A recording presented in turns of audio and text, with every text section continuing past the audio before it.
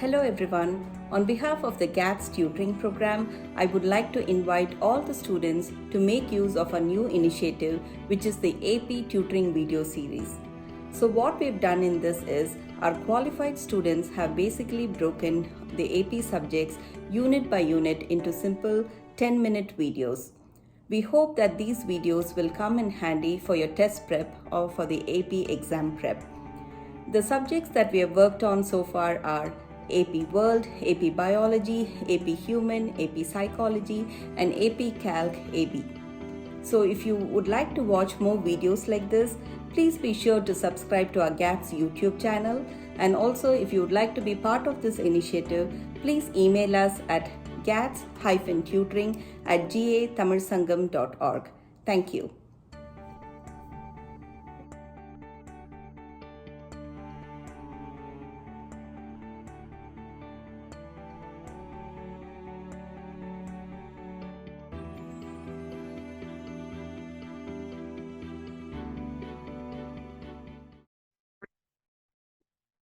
Good morning. My name is Sudhiksha Sundrakanabady.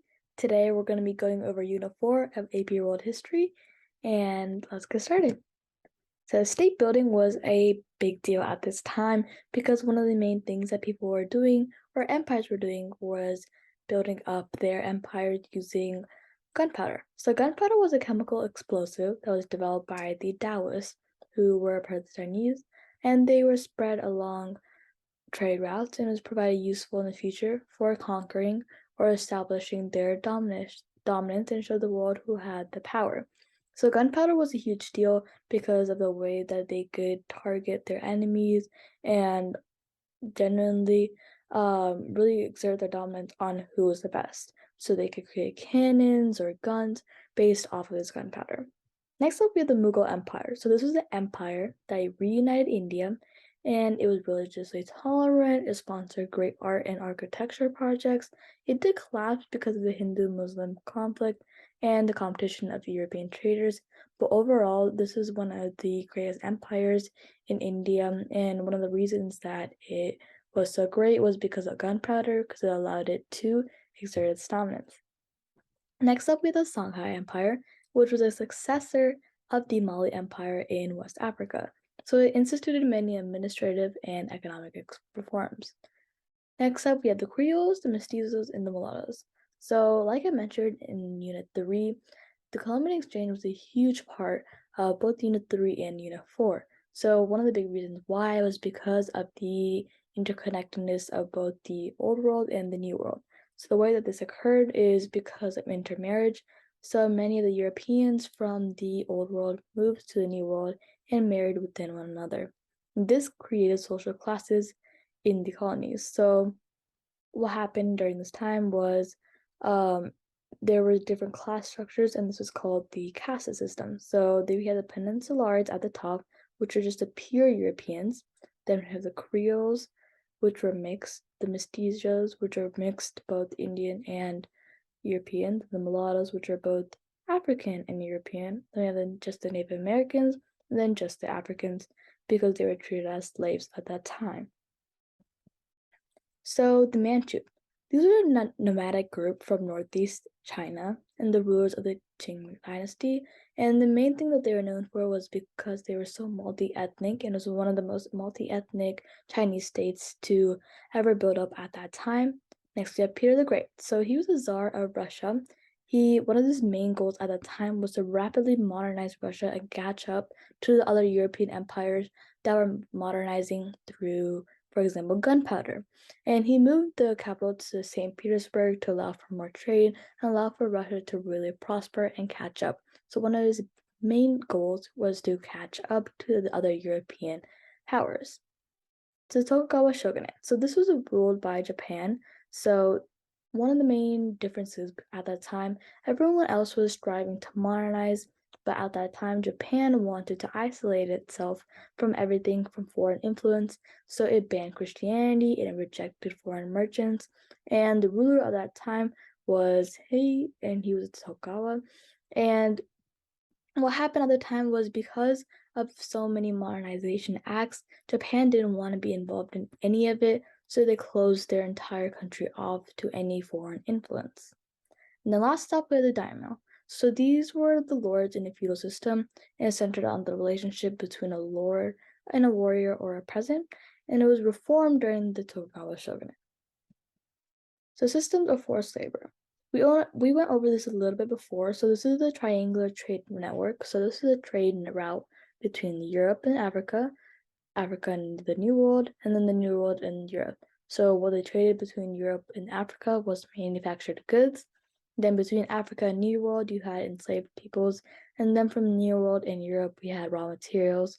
So the main reason that the trade network between Africa and the New World existed was because of the influence of Europeans and the pathogens on the New World. Many of the new indigenous populations were getting decimated and passing away because of the new exposure to new diseases. So this led to many Europeans seeking another form of forced labor, and they found it in Africa, which is one of the reasons why they enslaved the people of Africa and brought them over here. Next up, we have the encomienda system, which is a Spanish system of land grants that allowed colonists in the Americas to force labor from indigenous populations. Then you have the haciendas, which is also a Spanish system of giving land from the crown. So the owners practiced the encomienda system, and later the repartimiento system of labor where workers were paid. So the main difference between these two was encomienda was targeted at both of them were targeted at indigenous populations, but this was a Spanish system of land grants that were given from colonists, and the haciendas were given from the crown, which was a big deal. And it was the way that they exploited the resources. So for example, here, this is one of the ways that they used violence to extract the labor from them if they weren't working. So it was a simple case of slavery, but it was used on the indigenous population, so they suffered greatly due to this violence. Then next up, we have intellectual changes. So the printing press. This was invented in Europe by Johannes Gutenberg, and he made mass literacy possible. He contributed to social movements, and the printing press was a big deal at the time because of the way that it could decimate many different facts or information that people wanted to get around. So for example, Martin Luther right here in his 95 Theses. So I'll get right into that. So the movement questioning the old used practices of Catholic Church, mainly selling of indulgences, was a Protestant Reformation. So what Martin Luther thought at that time was that the way that the Catholic Church was functioning at the time was not right, it was improper, and that's not what the Catholic Church was known for. So at that time, the Catholic Church was selling indulgences, and this was basically a way for people to get rid of their sins and get back in a good standing with God. So Martin Luther in Germany set up, and he wrote down his 95 Theses right here, and he stuck it on the church door, which is a huge deal at that time because no one really had the guts to do that. And he stuck up for his beliefs, and he wanted people to understand how the church was exploiting everyone, getting money off of selling indulgences. So the church was gaining money for people wanting to be in a good standing with God. And this all happened in Wittenberg. So one of the main ways that they got, for example, the Protestant Reformation around for many people around the world to know about these indulgences, was through the printing press. And this led to many people knowing about what was happening around the world.